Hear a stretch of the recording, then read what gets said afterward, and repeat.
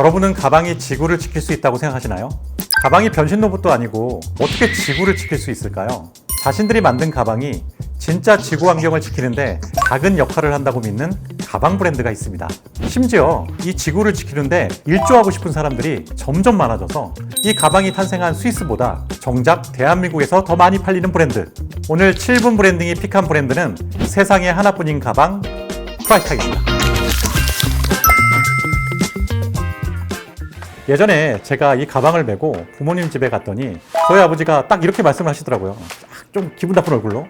너는 사업을 한다는 놈이 가방이 그게 뭐냐? 그렇게 낡은 가방 메고 다니면 누가 너를 신뢰하겠냐?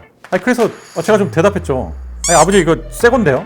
가방 하나로 이렇게 저를 쉽게 평가하시면 저는 정말 유럽에서 달리던 트럭을 덮던 방수포. 그게 방수포입니다. 방수포. 이 방수포가 어쩌다가 지금 여기 와 있을까요? 시간을 거슬러 1993년으로 돌아가겠습니다. 이때 대한민국은 서태지와 아이들이 대한민국을 씹어먹고 압구정 오렌지족이 아주 활개를 치던 시기였죠. 무튼 1993년 스위스 파르쿠스 프라이탁과 다니엘 프라이탁 두 형제가 깊은 고민에 빠졌어요.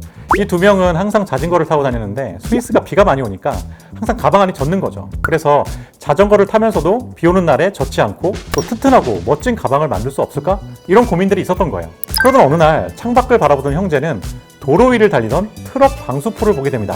비바람을 견뎌온 튼튼한 소재, 거기에 트럭 고유의 사용 흔적이 남아 있어서 그 자체가 대단히 유니크한 디자인이 될 가능성이 있었죠. 이때 두 형제는 서로의 얼굴을 보게 됩니다. 그리고는 그렇게 해서 탄생한 브랜드가 바로 프라이탁입니다.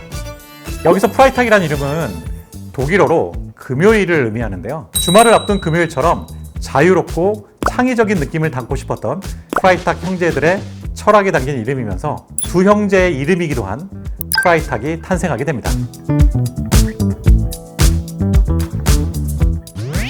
이 프라이탁 가방은 세상에 하나뿐일 가능성이 아주 높습니다.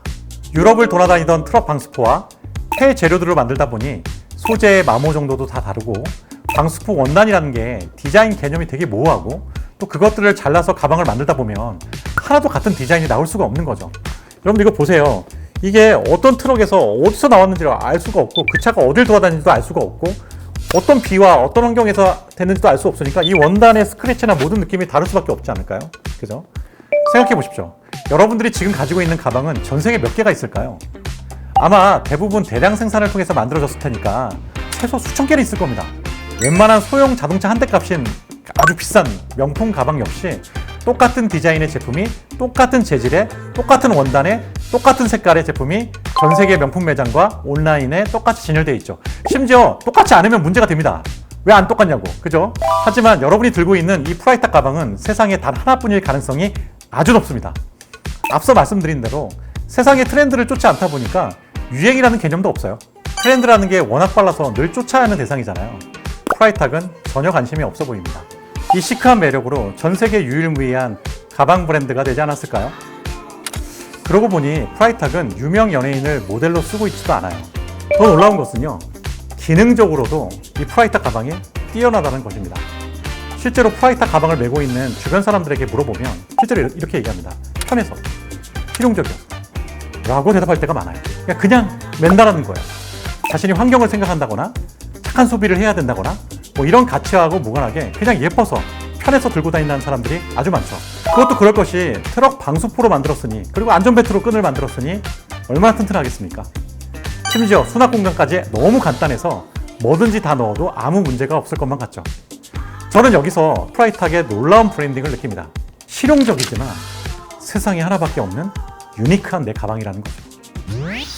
프라이탁은 단순히 가방을 만드는 것이 아니라 업사이클링을 통해서 새로운 가치를 창조하는 브랜드입니다.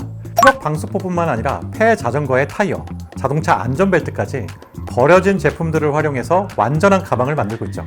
진정한 업사이클 가방이라고 할 수 있습니다. 자, 여기서 궁금한 게 리사이클은 뭐고 업사이클은 뭐지? 이런 게 궁금할 텐데요. 리사이클과 업사이클을 간단히 요약을 하면 페트병 있잖아요. 페트병. 여러분들 재활용으로 다시 버리죠. 그러면 그게 어떻게 되나요? 갈립니다. 완전히 미세하게 갈려서 다시 플라스틱 병으로 만들어지죠. 이건 리사이클이 맞아요. 그런데 업사이클 같은 경우에는 이게 지금 방수포잖아요, 여러분. 트럭의 방수포를 잘라서 새로운 가방으로 만들어지는 거예요. 말 그대로 업이 된 거죠. 이걸 우리는 업사이클이라고 하는 겁니다. 아주 쉽죠? 프라이탁은 블랙 프라이데이에 참여하지 않고 있죠. 기업이 막대한 수익을 낼 수 있는 1년의 가장 큰 마케팅 활동이면서 제품의 재고를 줄일 수 있는 확실한 기회죠. 그런데 이 프라이탁은 여기에 참여하지 않습니다. 심지어 세일도 하지 않아요. 그리고 블랙 프라이데이에 문을 닫는 지점도 많습니다. 또 블랙 프라이데이 기간 동안에 제품을 판매하는 게 아니라 물물 교환 시장을 만들기까지 해요. 참 신기하죠? 프라이탁에는 신상품도 재고라는 의미도 없어요. 버려질 방수천으로 만들었는데 신상품이라는 의미가 뭐가 있어요? 당연히 시시각각 바뀌는 트렌드를 쫓지 않아도 되니 신상품과 재고의 의미도 모호합니다.